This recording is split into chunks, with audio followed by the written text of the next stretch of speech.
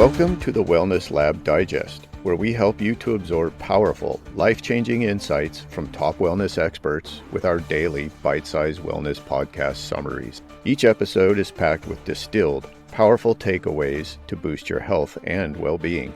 To support this podcast, please scroll down on whatever app you're listening. Ratings and reviews are helpful. Even better, just send the show to a friend. Check out our sponsors at the bottom of the page, or simply click the Support the Show link below the episode description. Did you know that your body processes moonlight completely differently than sunlight? The science behind sleep and metabolism is about to change everything we thought we knew about optimizing our daily rhythms. That's fascinating. And it really shows how much we still have to learn about our internal clocks. Should we dive into how different types of light affect our bodies? Well, here's something surprising. Those special cells in our eyes, called melanopsin ganglion cells, are so sophisticated they can tell the difference between moonlight and sunlight. They're specifically tuned to the blue-yellow contrast we get during sunrise and sunset. So that means all those people worrying about reading by candlelight or sitting by a fireplace at night. Right? They can actually relax about that.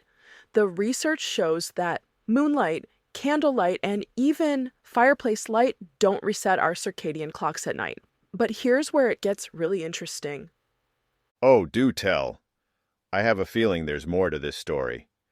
You know how many people think they're getting their morning light dose through a window? Well, it turns out that getting light through glass takes 50 to 100 times longer to have the same effect as direct sunlight. There's actually a free app called Light Meter that demonstrates this dramatic difference. That's incredible. So all those people working from home, thinking they're getting enough light by sitting near a window? Exactly. They're getting maybe 1 to 2% of the benefit they would get from stepping outside for just a few minutes. But here's what's even more fascinating. Our bodies track seasonal changes through darkness, not light. Wait, what do you mean? How does that work? Well, every cell in our body adjusts based on the duration of melatonin signaling. When days are longer, we have less melatonin, and when days are shorter, we have more extended melatonin signals. This is literally how our cells know what season it is. So that explains why people experience such strong seasonal changes in their mood and energy levels. What about exercise timing? I've heard there are optimal windows for working out.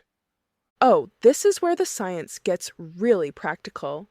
There are 3 key windows based on our body temperature rhythm: 30 minutes after waking, 3 hours after waking, and about 11 hours after waking when our body temperature peaks.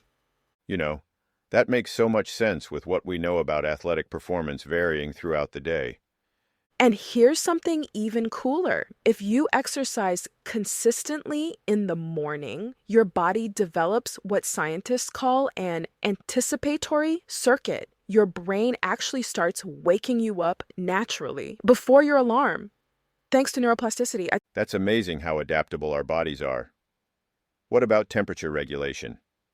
I've been hearing a lot about cold plunges and hot saunas lately. Well, temperature is actually one of the primary ways our master circadian clock communicates with the rest of our body. Our temperature hits its lowest point around 4 a.m. and peaks between 4 to 6 p.m. This rhythm affects everything from metabolism to cognitive performance. So timing really is everything when it comes to temperature exposure. Absolutely right. A cold shower in the morning can help you wake up earlier the next day, while raising your body temperature late at night through exercise or hot showers can push your rhythm later. It's all about working with your body's natural patterns. This is such practical information. What would you say is the most important takeaway for people wanting to optimize their sleep and energy levels? The key is to start small and experiment methodically. Pick 1 or 2 variables to change at a time. Maybe morning light exposure and exercise timing, and track how they affect you. Everyone's slightly different, so you need to become a scientist of your own biology. That makes perfect sense. And it's encouraging that these are all free or low-cost interventions that anyone can try. Exactly. And that's what makes this research so exciting. We now have evidence-based tools to improve our sleep, learning, and overall well-being without relying on expensive interventions or medications. It's about working with our biology, not against it. Well, this has been incredibly enlightening. Any final thoughts for our listeners? Yes. Start paying attention to your own patterns. Keep a simple log of when you get sunlight, when you exercise, and how you feel throughout the day. The awareness alone can be transformative. And remember, even small adjustments to your daily routine can have profound effects on your health and performance. Thank you for listening to the Wellness Lab Digest. If you have received value from the podcast, I have 3 asks of you. 1, share the show with your friends and send them a link to the show. 2, please leave a rating and review in whatever app you're listening. And last but not least, please let me know what topics you would like us to cover in the future.